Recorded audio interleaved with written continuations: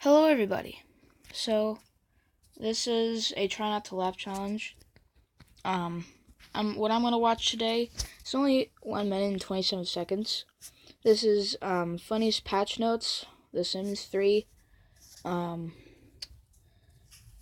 Yeah, I heard that there is a lot of wheeze laughing, and that is literally my weakness to laughing.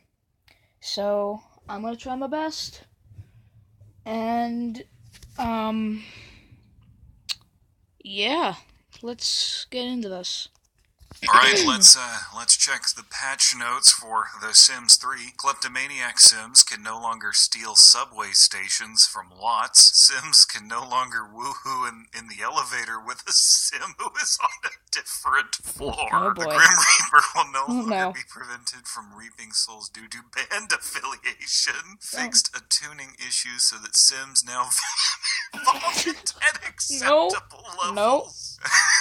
It is no longer possible to try for baby with Become enemies with child wish no longer appears. Sims who are on fire will no longer be forced to attend graduation before they can put themselves out. Pregnant Sims can no longer brawl. Baby Sims will no longer become... As you can see, I have basically lost. Hey.